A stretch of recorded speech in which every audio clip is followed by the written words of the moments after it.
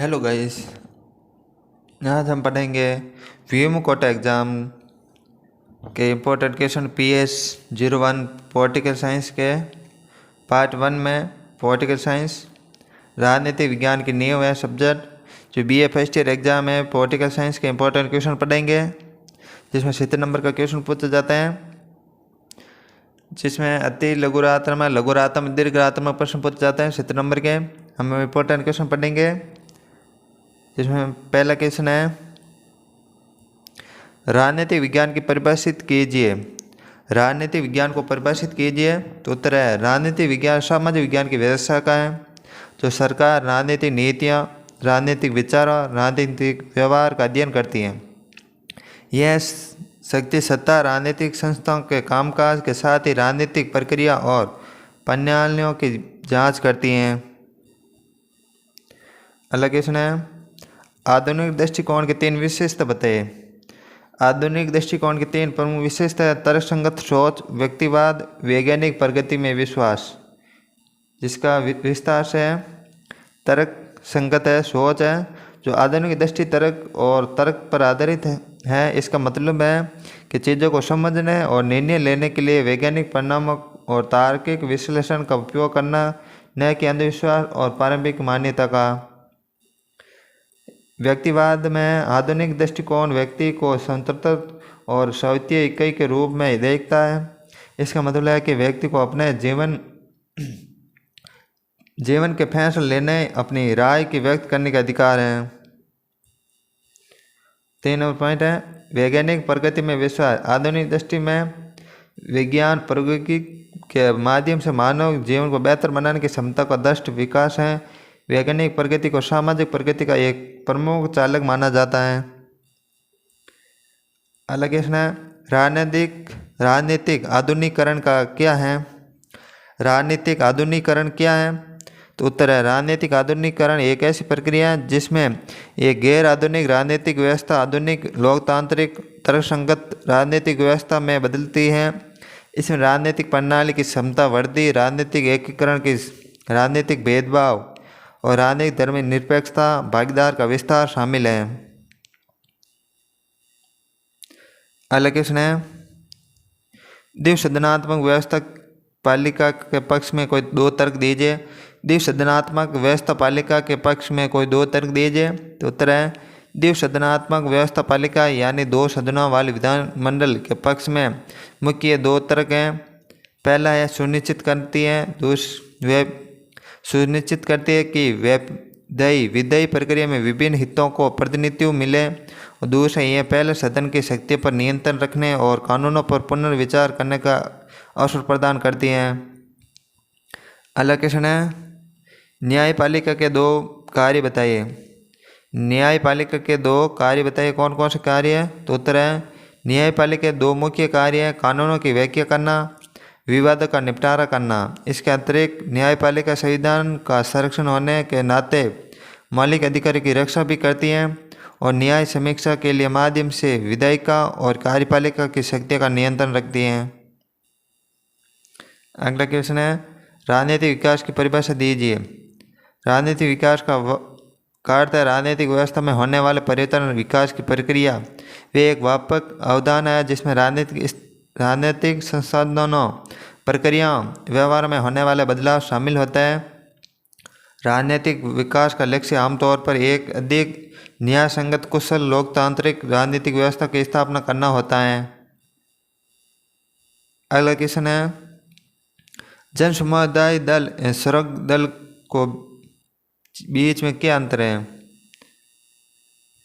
जन समुदाय दल और सरंग दल के बीच में क्या अंतर है?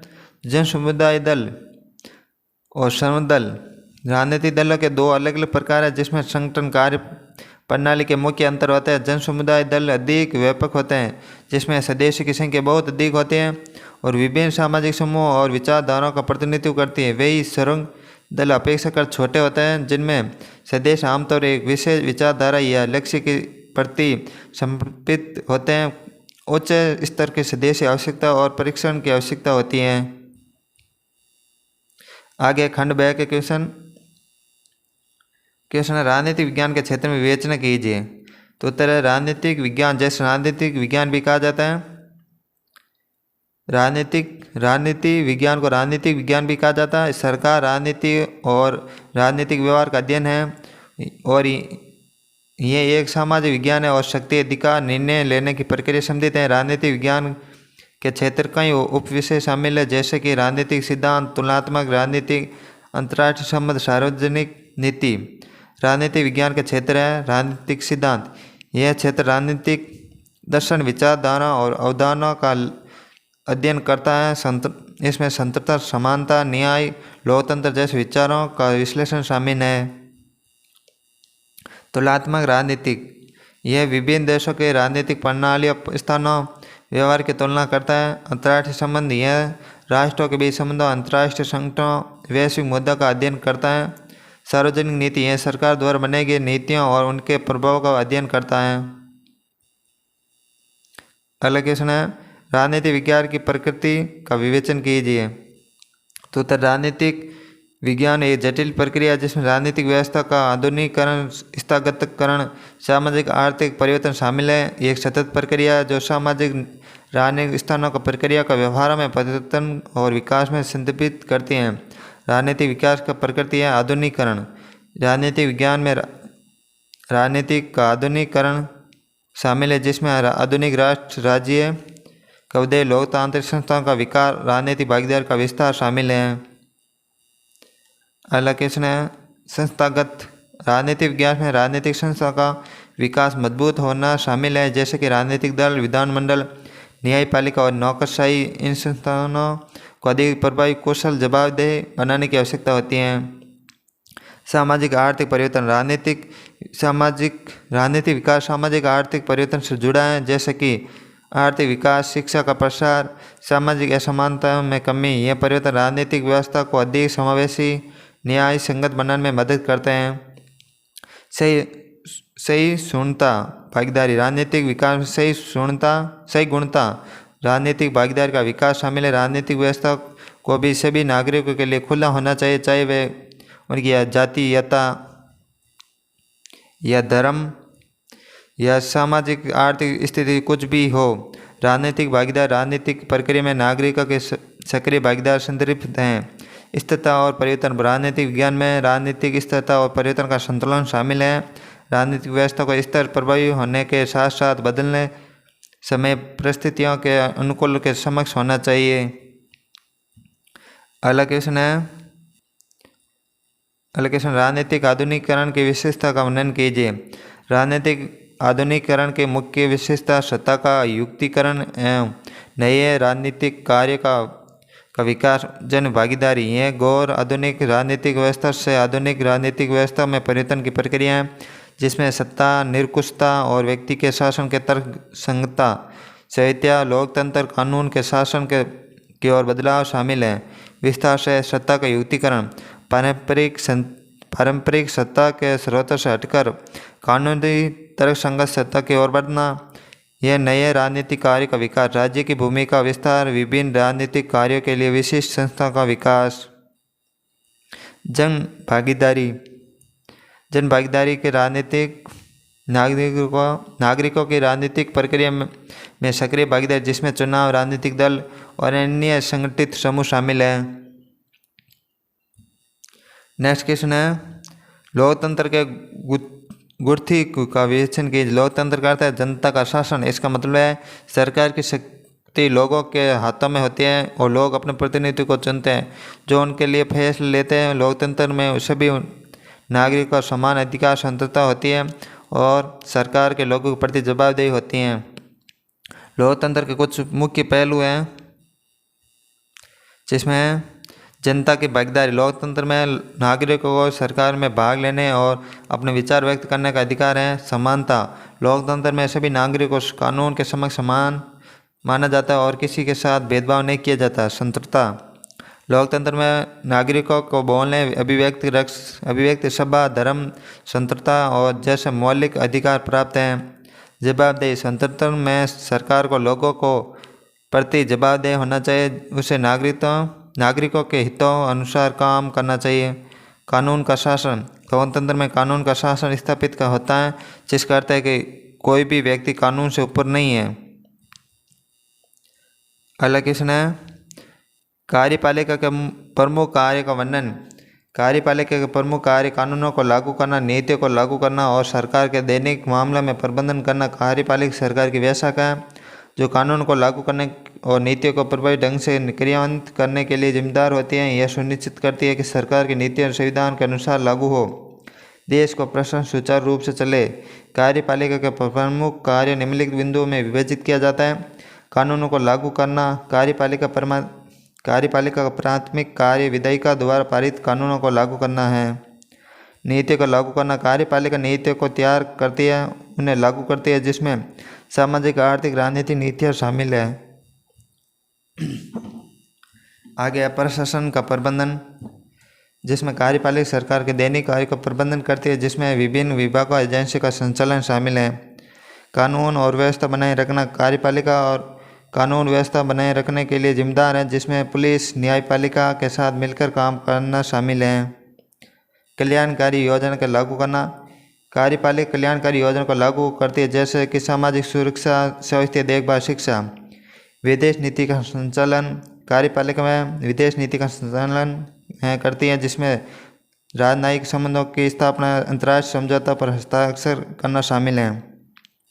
रक्षा और सुरक्षा। कार्यपालिका देश की रक्षा और सुरक्षा के लिए जिम्मेदार है, जिसमें सेना, अन्य सुरक्षा बलों का संचयन शामिल है। अगला क्वेश्चन है, अनुपातिक प्रतिनिधित्व प्रणाली के गुणों का विवेचन कीजिए।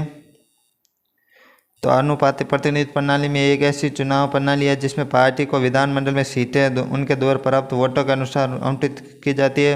इसका मतलब यदि कोई पार्टी 40% वोट प्राप्त करती है, उसके लगभग 40% सीटें मिलेगी। अनुपातिक प्रतिनिधित्व प्रणाली के प्रकार। पार्टी सूची प्रणाली। इस प्रणाली में मतदान के राजनीतिक दलों को वोट करते हैं। दलों को सीटों का आवंटन उनके द्वारा प्राप्त वोटों के अनुसार किया जाता है।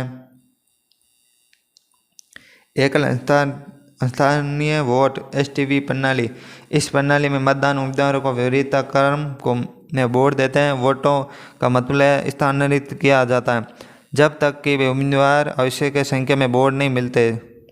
मिश्रित सदस्य अनुपातिक प्रतिनिधित्व MMP प्रणाली। इस प्रणाली में कुछ सीटें अनुपातिक प्रतिनिधित्व द्वारा भरी जाती हैं, कुछ सीटें एकल सदस्य निर्वाचन क्षेत्रों द्वारा भरी जाती हैं। अगला क्वेश्चन है, वर्ग संघर्ष की अवधारणा क्या है। तो वर्ग संघर्ष, क्लास स्ट्रगल, यह अवधारणा समाज में विभिन्न सामाजिक वर्गों के बीच हितों के टकराव, संघर्ष को संदर्भित करते हैं। यह अवधारणा विशेष रूप से मार्क्सवादी विचारधारा में महत्वपूर्ण है, जैसे इतिहास सामाजिक परिवर्तन का चालक माना जाता है। हितों का टकराव, संघर्ष। वर्ग संघर्ष इस विचार पर आधारित है कि समाज में विभिन्न वर्गों के हित एक दूसरे से टकराते हैं। आर्थिक सामाजिक शक्ति, यह संघर्ष आर्थिक संसाधनों, उत्पादन के संसाधनों, राजनीतिक शक्ति पर नियंत्रण लेकर होता है। उत्पीड़न और शोषण, मार्क्सवादी दृष्टिकोण से यह संघर्ष शासक, पूंजीपति वर्ग, श्रमिक वर्ग, सौहार्द वर्ग के बीच शोषण, उत्पीड़न के शब्दों में उत्पन्न होता है। आगे है सामाजिक परिवर्तन। इस सामाजिक परिवर्तन वर्ग संघर्ष के ऐतिहासिक परिवर्तन का एक महत्वपूर्ण कारक बना जाता है, जो सामाजिक क्रांति और सामाजिक व्यवस्था का बदलाव ला सकता है।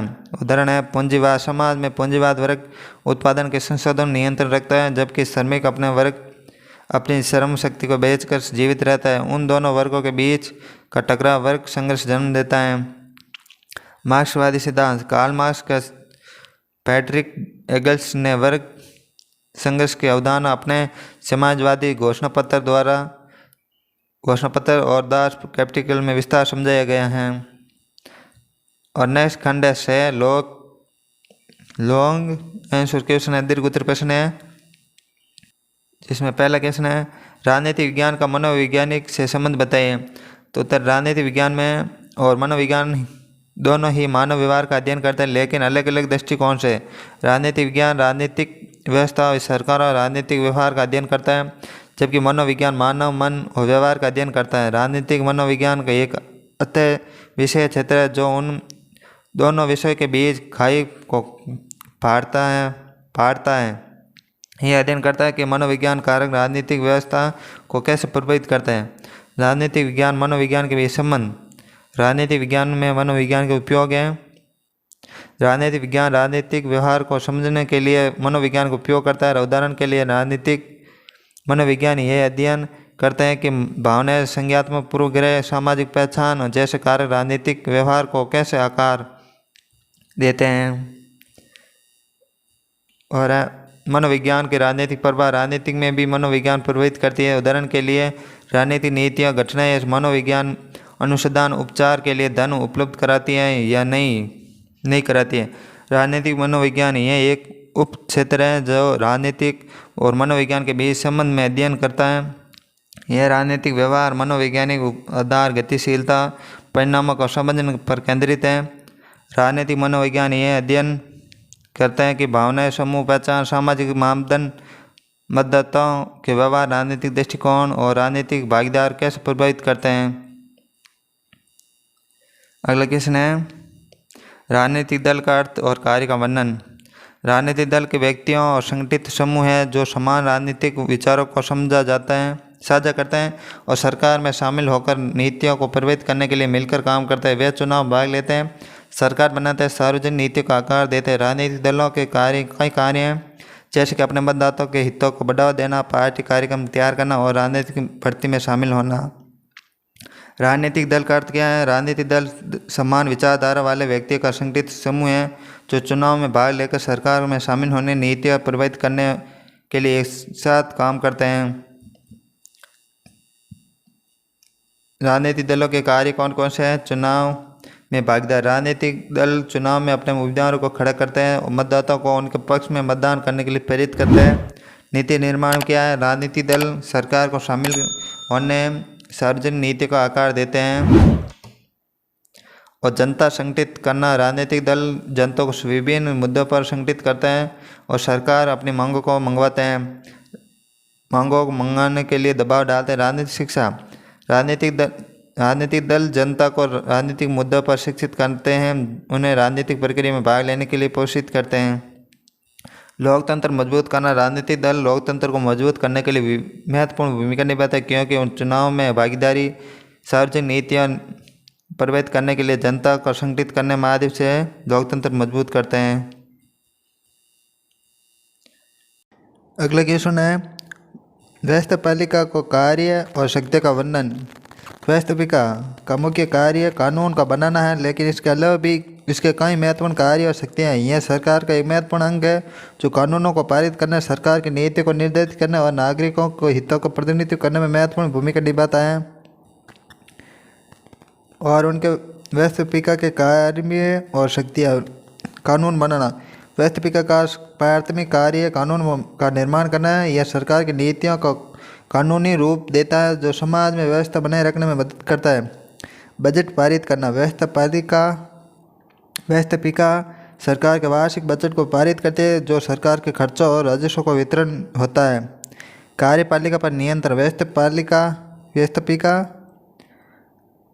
व्यवस्थापिका कार्यपालिका सरकार पर नियंत्रण रखती है, इस जिससे यह सुनिश्चित होता है कि सरकार अपने कार्य का जवाबदेह है। सार्वजनिक शिकायतों का निवारण। व्यवस्थापिका सार्वजनिक शिकायतों को सुनते हैं जो उनका निवारण करने का प्रयास करती है।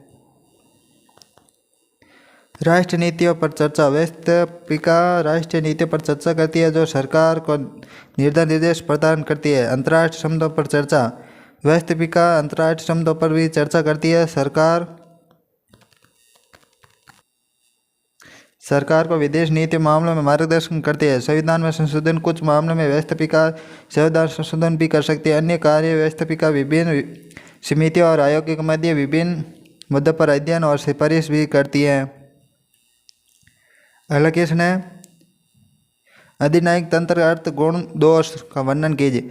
अधिनायक तंत्र जिसे तानाशाही और अधिनायकवाद भी कहा जाता है, एक ऐसी शासन प्रणाली जिसमें एक व्यक्ति या छोटे समूह के पास असीमित राजनीतिक शक्ति होती है। इस प्रणाली में सत्ताधारी व्यक्ति समूह अपने नागरिकों के जीवन में लगभग हर पहलू पर नियंत्रण करने का प्रयास करती है। व्यक्तिगत स्वतंत्रता और राजनीतिक विरोधों को दबाए रखता है। अधिनायक तंत्र का अर्थ है तानाशाही। यह एक ऐसी शासन व्यवस्था है जिसमें एक व्यक्ति, जैसे तानाशाही कहा जाता है, बिना किसी संवैधानिक या कानूनी सीमा के शासन करता है। अधिनायकवाद यह ऐसी राजनीतिक व्यवस्था है जो राजनीतिक दलों के विरोध प्रतिबंध करता है, राज्य के प्रति व्यक्तिगत सामूहिक विद्रोह के राजनीतिक दावों को गैर कानूनी घोषित करती है और समाज के सार्वजनिक नीति क्षेत्र को पूरी तरह से नियंत्रण करती है। केंद्रीकृत शक्ति। अधिनायक तंत्र में सारी राजनीतिक शक्ति यह एक व्यक्तिगत समूह हाथों में केंद्रित होती है।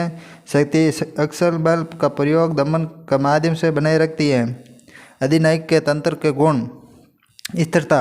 अधिनायक तंत्र में सरकार के पास असीमित शक्ति होती है, इसलिए यह तेजी से निर्णय ले सकती है, नीति को लागू कर सकती है, जिससे राजनीतिक स्थिरता आ सकती है।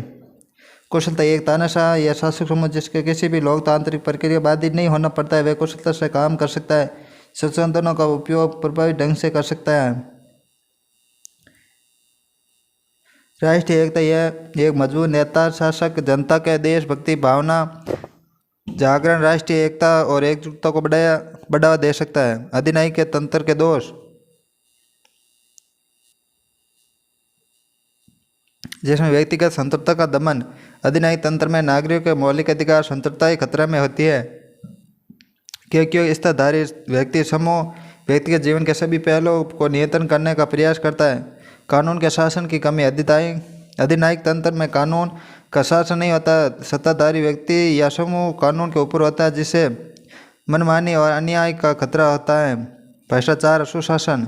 अधिनायक तंत्र में सत्ता का दुरुपयोग, भ्रष्टाचार आम बात है, क्योंकि सत्ताधारी व्यक्ति या समूह किसी भी जवाबदेही से मुक्त होती है। आर्थिक असमानता। अधिनायक तंत्र में आर्थिक असमानता बढ़ सकती है, क्योंकि इस्ताधारी व्यक्ति या समूह अपने अपने समर्थकों के हितों में प्राथमिकता देती है। सामाजिक अशांति। अधिनायक तंत्र में जनता में असंतोष, आक्रोश बढ़ सकता है, जिससे सामाजिक अशांति विद्रोह हो सकता है। संविधानवाद को परिभाषित कीजिए। संविधानवाद विभिन्न अवधारणाओं पर प्रकाश डालिए।